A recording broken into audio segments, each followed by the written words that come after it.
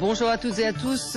Choisissez votre camp aujourd'hui. La sortie du film 50 Grades of Shades, film très attendu, 100 000 pré-réservations rien qu'en France, 100 millions d'exemplaires du livre qui ont été vendus à travers la planète. La bande-annonce a été vue plus de 47 millions de fois sur YouTube. Véritable phénomène de société, véritable phénomène marketing, mais aussi phénomène intéressant pour la sexualité des Français et des autres un petit peu partout dans le monde, puisque ce film a visiblement changé certains comportements. On en parle ce matin avec Patrick Pruvot. Bonjour. Vous êtes président fondateur du Passage du Désir. Donc c'est un site internet qui boutiques à Paris qui sont spécialisées dans la vente d'objets érotiques. Romantico-coquins, on va dire, voilà. Voilà, donc on emploie des métaphores romantico-coquins. Ouais. Et puis on attend le docteur Sylvain Mimoun, gynécologue, andrologue, qui doit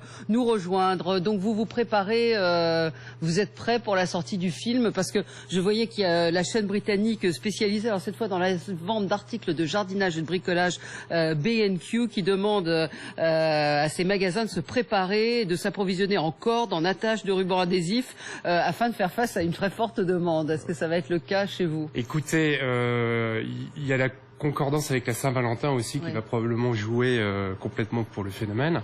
Alors, peut-être que dans les magasins de bricolage, ils achètent des cordes. Nous, en tout cas, on est en rupture sur la cravate de Christian Grey, déjà, ce que je trouve assez drôle. Oui, puisqu'on est vraiment dans le jeu de rôle sur cette gamme. Ouais. Ils ont sorti une 50aine de produits. Ouais. Donc vous avez apporté quelques-uns. Oui, tout à fait. Il y a des, donc on peut voir, c'est très packagé, noir. C'est très, oui, c'est très chic, très glamour. Donc il y a l'huile pour le bain, il y a la bougie massage dont le parfum a été choisi par l'auteur elle-même.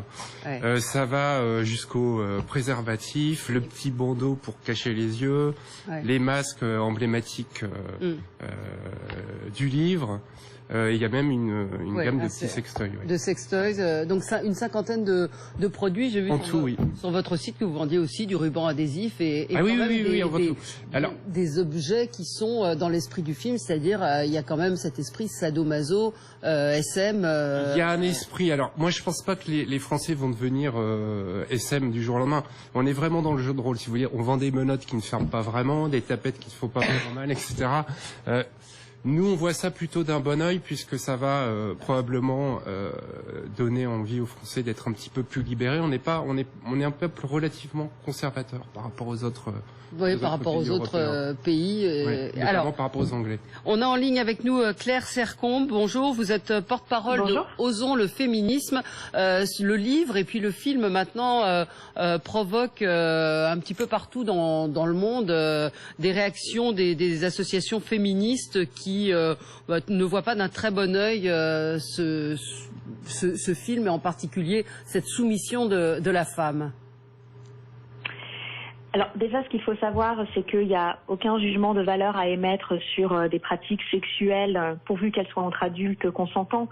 Donc ce n'est pas tant là-dessus que le problème se pose, ni dans l'acte de soumission, c'est plutôt dans le schéma proposé par le roman et donc le film, à savoir que c'est un homme richissime qui va se livrer à des jeux sexuels avec une femme qui vient d'un milieu plutôt très modeste et qui donc va être dans une relation dominant-dominée, mais plutôt d'un point de vue économique, avec une relation qui s'établit par l'argent aussi, plutôt que par des jeux sexuels qui ne concernent que les protagonistes du roman.